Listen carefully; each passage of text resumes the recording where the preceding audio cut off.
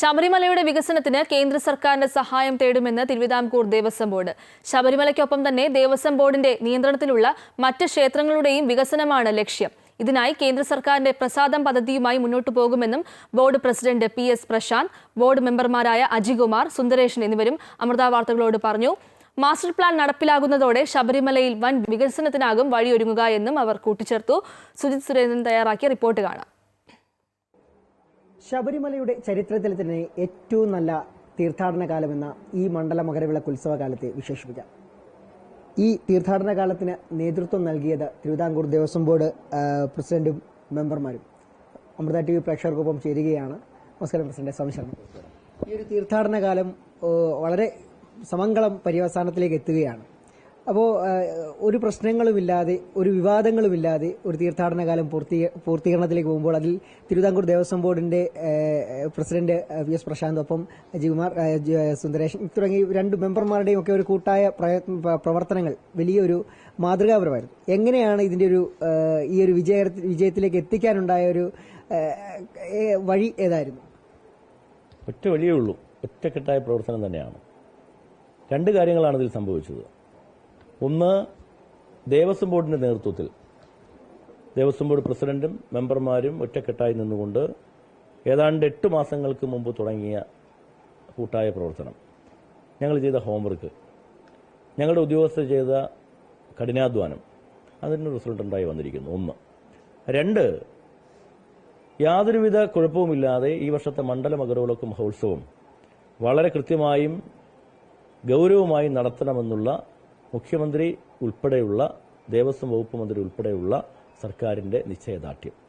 ഈ രണ്ടും കൂടി ചേർന്നപ്പോഴാണ് യാതൊരു പ്രശ്നവുമില്ലാതെ നിങ്ങൾ ഈ പറയുന്നത് പോലെ നല്ല രീതിയിലുള്ളൊരു ഭംഗിയായ ദർശനം പൂർത്തിയാകുന്നത്. നമുക്കറിയാം, ഏതാണ്ടൊരു 6 മാസം മുമ്പ് തന്നെ മുഖ്യമന്ത്രിയുടെ നേതൃത്വത്തിൽ ഒന്നാമത്തെ മീറ്റിംഗ് നടന്നു. അതിനുശേഷം പിന്നെ ദേവസ്വം വകുപ്പ് മന്ത്രിയുടെ ശ്രീ VN വാസുവിന്റെ നേതൃത്വത്തിൽ എത്രയോ മീറ്റിംഗുകൾ, വിവിധ വകുപ്പ് മന്ത്രിമാരുടെ നേതൃത്വത്തിലുള്ള എത്രയോ മീറ്റിംഗുകൾ, ഉദ്യോഗസ്ഥന്മാരുടെ മീറ്റിംഗുകൾ, അങ്ങനെ നമുക്കെല്ലാം അറിയാം 22ഓളം ഡിപ്പാർട്ട്മെന്റുകളുടെ സംയോജിതമായൊരു പ്രവർത്തനമാണ്. അത്തരത്തിലുള്ളൊരു പ്രവർത്തനത്തിന്റെ നെറ്റ് റിസൾട്ടാണ് വളരെ സുന്ദരമായ ഒരു മണ്ഡല മകരവിളക്ക് മഹോത്സവത്തിന് നാളെ പരിസമാപ്തി കുറിക്കാൻ പോകുന്നത്. മറ്റൊന്ന്, ഇതുവരെ ഇല്ലാത്ത രീതിയിൽ സാധാരണ മുൻ വർഷങ്ങളിലൊക്കെ പോലീസും ദേവസ്വം ബോർഡും തമ്മിലുള്ള ചില തർക്കങ്ങളൊക്കെ ഉണ്ടാകാറുണ്ട്. അത് അങ്ങോട്ടും ഇങ്ങോട്ടും പഴിചാരലൊക്കെ ഉണ്ടാകും. പക്ഷേ ഇത്തവണ പോലീസുമായിട്ടുള്ള ചേർന്നുള്ള ദേവസ്വം ബോർഡിന്റെ പ്രവർത്തനം വലിയ മാതൃകാപരമായി. അതിനെക്കുറിച്ച് എന്താണ് മെമ്പർ? അത് ഈ ഒരു ജനാധിപത്യപരമായ ഉള്ളടക്കം, ആ ഒരു കോർഡിനേഷൻ പോലീസും വിവിധ ഡിപ്പാർട്ട്മെന്റുകളും ദേവസ്വം ബോർഡുമായിട്ടുണ്ടായിരുന്നു. കഴിഞ്ഞ കാലങ്ങളിൽ, കഴിഞ്ഞ വർഷമടക്കം വേണ്ടത്ര ഉണ്ടായിട്ടുണ്ടോ എന്ന് ചോദിച്ചാൽ ഇല്ല എന്നുള്ളതാണ് അതിന്റെ ഒരു നഗ്നമായ സത്യം. ഓരോ വിഷയങ്ങളും വരുമ്പോൾ ഞങ്ങൾ സ്പെഷ്യൽ കമ്മീഷൻ അടക്കം കൂടി ആലോചിച്ച് പ്രശ്നങ്ങൾ ചർച്ച ചെയ്ത് പരിഹാരം നിർദ്ദേശിച്ച് നടപ്പാക്കുകയാണ്. ആ കൂടിയാലോചനയും ആ ജനാധിപത്യ ഉള്ളടക്കവുമാണ് അങ്ങോട്ടും ഇങ്ങോട്ടും ഒരു അപശബ്ദങ്ങളില്ലാതെ യോജിച്ചുള്ള മുന്നേറ്റത്തിൽ ഗുണകരമായത്. ഓക്കെ, മകരവിളക്ക് ഉത്സവം കഴിയുമ്പോൾ ആ തിരക്ക് ഇനിയാണ് അതിനൊരു പ്രശ്നങ്ങളിലെ അല്ലെങ്കിൽ ഒരു സങ്കീർണത ഉണ്ടാകുന്നത്. അതായത് തിരക്ക്, ഈ മകരവിളക്ക് കഴിഞ്ഞ ആളുകളുടെ ഒരു എക്സിറ്റ് ഫ്ലോ ഒരു പ്രതിസന്ധിയാണ്. അതിനെ എങ്ങനെയാണ് തരണം ചെയ്യാൻ കഴിയുക? അതിനുള്ള ക്രമീകരണങ്ങൾ എന്തൊക്കെയാണ്? അതുൾപ്പെടെ ഞങ്ങൾ മുൻകൂട്ടി കണ്ടുകൊണ്ടാണ് ക്രമീകരണങ്ങൾ വരുത്തിയിട്ടുള്ളത്. ഇപ്പോൾ സ്വാഭാവികമായിട്ട് നേരത്തെ പത്രസമ്മേളനത്തിൽ പറഞ്ഞതുപോലെ ഈ മകരവിളക്ക് തെളിയുന്നത് 6:30 മണിക്കാണ്. 7 മണിയാകുമ്പോൾ ഇവിടെ ആരുമില്ല. എന്നുവെച്ചാൽ 3/4 മണിക്കൂർ കൊണ്ട് വലിയൊരു ഒഴുക്കാണ് താഴോട്ട് വരുന്നത്. അത് വിവിധ കേന്ദ്രങ്ങളിൽ നിന്നായിട്ട്. അപ്പോൾ അതെങ്ങനെ വേണമെന്നത് രാവിലെ തന്നെ പോലീസും നമ്മളെല്ലാം കൂടെ ആലോചിച്ചതിനുള്ള ക്രമീകരണം എല്ലാം വരുത്തിയിട്ടുണ്ട്. തീർച്ചയായും ഒരു ബുദ്ധിമുട്ടും വരാത്ത രൂപത്തിലുള്ള ഒരു ക്രമീകരണം ഉണ്ടാകും എന്നുള്ളത് തന്നെയാണ്. പിന്നെ അതുപോലെ തന്നെ തിരിച്ചു പോകാൻ ആവശ്യമായിട്ടുള്ള എല്ലാ വാഹന സൗകര്യങ്ങളും KSRTC മറ്റ് ബന്ധപ്പെട്ട വകുപ്പുകളെല്ലാം 800-ൽ പരം ബസ്സുകൾ അവർ ഏർപ്പാട് ചെയ്തിട്ടുണ്ട്. നിലയ്ക്കലിൽ നിന്നൊക്കെ പ്രത്യേക ഷട്ടിൽ തന്നെ ഉണ്ടാകും. ഒരു പ്രത്യേകത എന്ന് പറഞ്ഞാൽ പമ്പാ സംഗമം വീണ്ടും സംഘടിപ്പിക്കാൻ സാധിച്ചു. 2018 ശേഷം, പ്രളയത്തിന് ശേഷം മുടങ്ങിക്കിടന്ന പമ്പാ സംഗമം സംഘടിപ്പിക്കാൻ കഴിഞ്ഞു. വരും വർഷങ്ങളിൽ എങ്ങനെയാണ് ഇത് കൂടുതൽ വിപുലമാക്കാനുള്ളൊരു തീരുമാനമാണോ? എങ്ങനെയാണ് അതിന്റെ? നമുക്കറിയാം, ലോകത്ത് ശബരിമല എന്ന് പറയുന്ന ആരാധനാലയത്തിന്റെ പ്രാധാന്യം എന്ന് പറയുന്നത് മതസൗഹാർദ്ദത്തിന്റെ, മാനവികതയുടെ ഒരു സങ്കല്പമാണ്.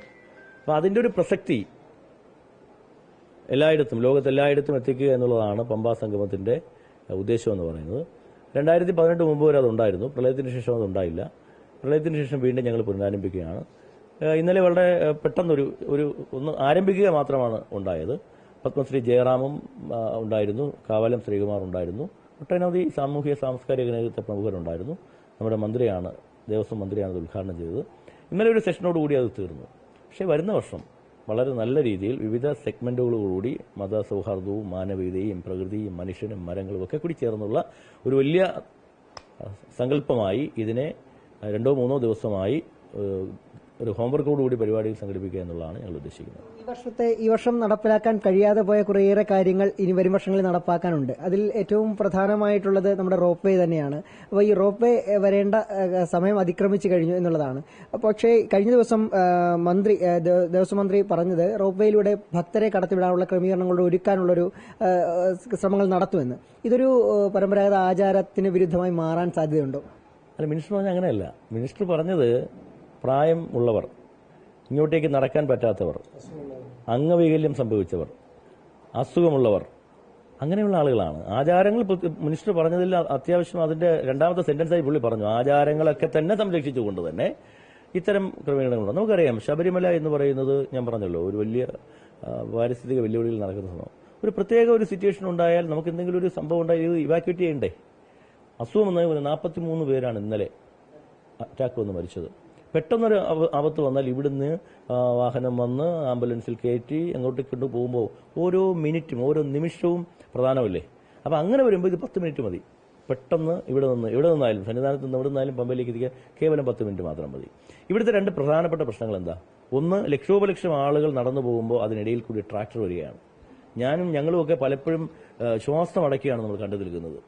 പക്ഷെ വരാതിരിക്കാൻ കഴിയില്ല, അനിവാര്യമാണത്. പണ്ട് കഴുതപ്പുറത്തായിരുന്നു, ഇപ്പോൾ അത് ട്രാക്ടറായി. പിന്നെ മനുഷ്യനെ ചുമക്കുന്ന ഒരു ദുരാചാരമാണ്. റോപ്പയുടെ വരവോടുകൂടി ഇത് രണ്ടിനും ഒരു പരിഹാരം ഉണ്ടാകും. ഞങ്ങളുടെ ദേവസ്വം മിനിസ്റ്റർ പറഞ്ഞത് തന്നെ അതാണ്.